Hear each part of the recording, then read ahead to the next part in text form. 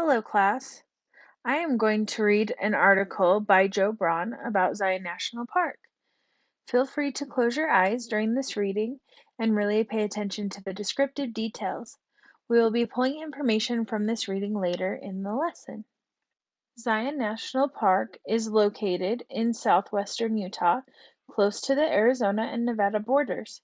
This is the edge of the Colorado Plateau, where the lush high country meets the lower dry desert. The number one activity in Zion National Park is sightseeing. Visitors to Zion National Park will be mesmerized by the overwhelming beauty of Zion Canyon, from the deep orange glow of the towering sandstone formations to the delicate beauty of plant life growing out of weeping walls and canyon streams. Zion National Park has plenty of hiking opportunities for hikers of all abilities. From short, family-friendly strolls to long, strenuous hikes to remote viewpoints. The good news for casual hikers is that even the easy trails lead to fabulous scenery, and more seasoned hikers can find several longer and more remote hikes and backpacking routes that can take them away from the crowds and into the backcountry. With stunning scenery everywhere, photography is a very rewarding pastime in the park. Zion National Park is also the Southwest's epicenter for canyoneering, the sport of exploring canyons that requires one to scramble, rappel, swim, and/or climb, often using technical gear. Biking is also popular in Zion National Park. While bicycles are not permitted on most of Zion's trails, a cruise down the Zion Canyon Scenic Drive is a wonderful pastime. Zion National Park is open year-round, with summer and early autumn being the height of the tourist season. Every time of year is a good time to visit Zion, provided you have a good idea of what to expect. March through May mark the start of the spring thaw in Zion, with seasonal waterfalls bursting through dozens of cracks throughout the main canyon. The Virgin River typically starts its grand spring runoff in April, rendering the Zion Narrows dangerously unhikeable until June or July.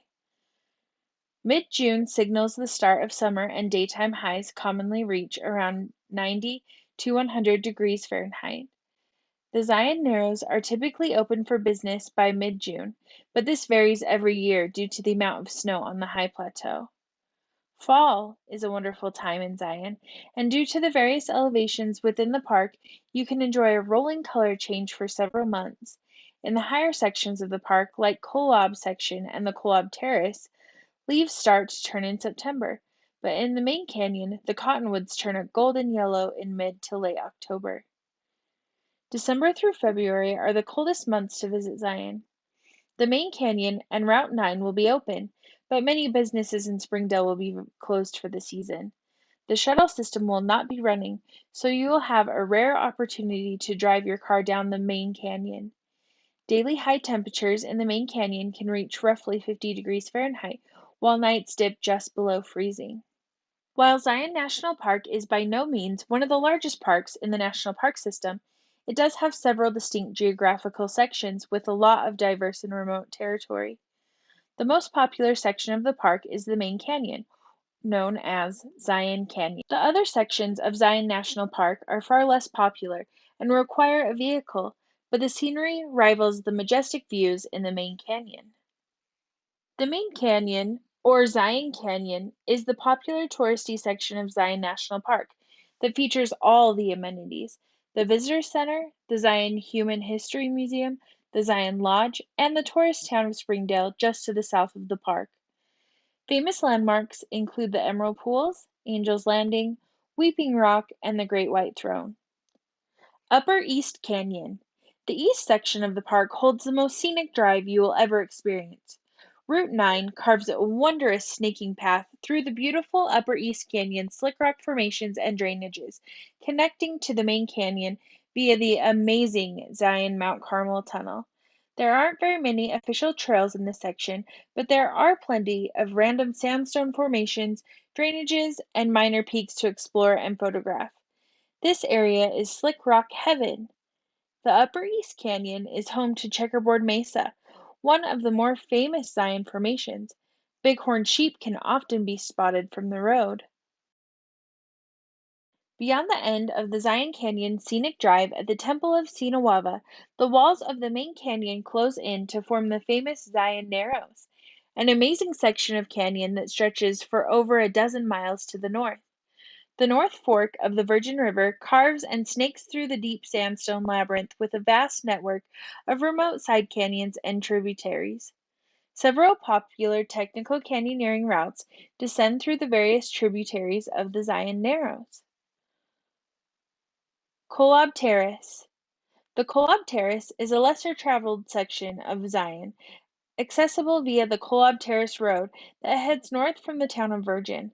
The drive through the terrace up to Lava Point offers a good sampling of wondrous views, from Golden Valleys to the majestic North and South Guardian Angels high in the distance.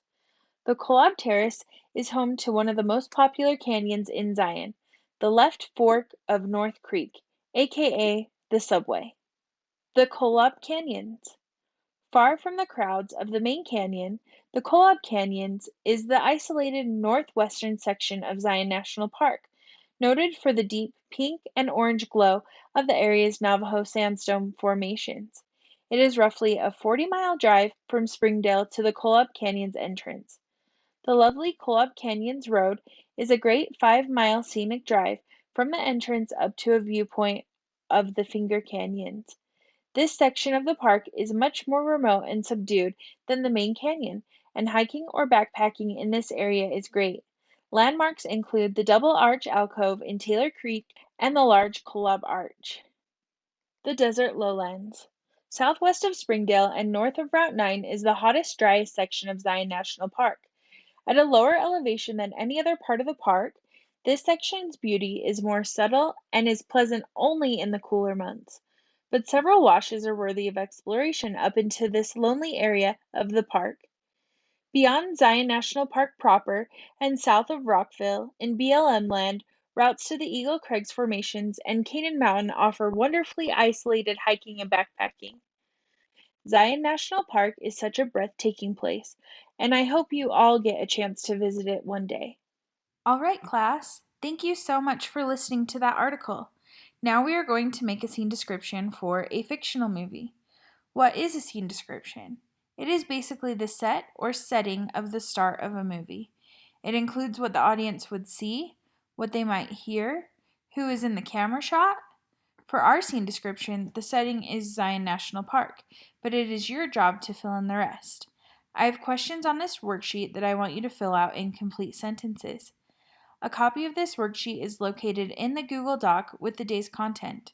You will make a copy and then fill in the answers. Once you are finished with that, please share the document with me so that I can grade it. Thanks, guys, and have fun with this!